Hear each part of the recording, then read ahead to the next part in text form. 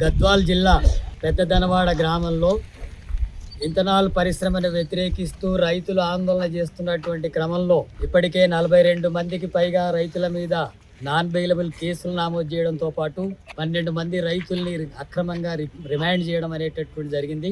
ఈ ఘటనను పరామర్శించడానికి సిపిఎం నాయకత్వంగా నాతో పాటు మిగతా బృందం వెళ్తుంటే ఇక్కడ గద్వాల పోలీసులు ఇక్కడే మార్గ మధ్యంలోనే ఆపేసి అరెస్ట్ చేయడం జరిగింది.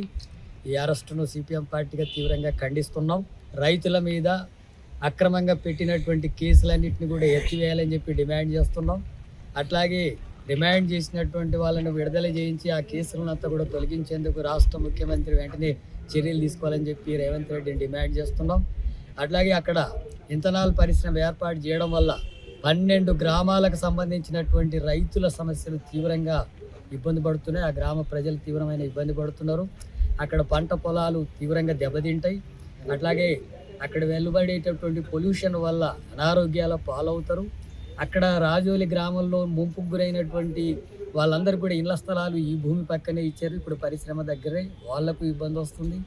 150 ఎకరాలు దళితులు సాగు చేసుకోవడానికి ప్రభుత్వం భూమి ఇచ్చింది. ఆ భూమి కూడా ఇప్పుడు పొల్యూషన్ గురై వాళ్ళు సాగు చేసుకోవాలనేటువంటి స్థితి వస్తుంది.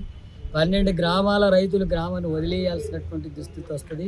అక్కడ గ్రామ ప్రజల ఆమోదం లేకుండానే అక్కడ పరిశ్రమను ఏర్పాటు చేయడానికి ప్రభుత్వం అనుమతి ఇవ్వడమే పెద్ద తప్పు.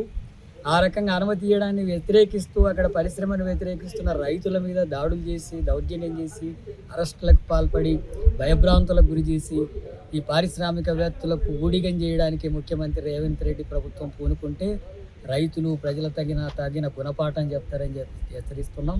ఇప్పటికైనా ముఖ్యమంత్రి రేవంత్ రెడ్డి ఆ రకంగా అక్కడ ఉండేటటువంటి పరిశ్రమకి ఇచ్చినటువంటి అనుమతులను రద్దు చేసి రైతులకు పూర్తిగా అనుకూలంగా వ్యవహరించాల్సిన అవసరం ఉంది. కేసులు ఎత్తేయాలని చెప్పి డిమాండ్ చేస్తున్నాం.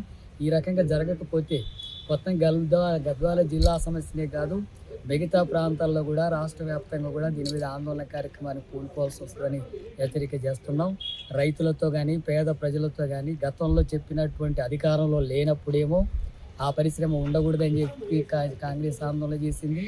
ఇప్పుడు అధికారంలోకి వచ్చిన తర్వాత ఆ రైతులకు ఆ గ్రామ ప్రజలకు వ్యతిరేకంగా వివరిస్తున్నటువంటి స్థితి ఉంది. ఇది ముఖ్యమంత్రి వెంటనే జోక్యం చేసుకొని పరిష్కరించకపోతే తీవ్రమైనటువంటి ప్రతిఘటన ఉద్యమానికి పూనుకోవాల్సి వస్తుందని చెప్పి హెచ్చరిస్తున్నాం.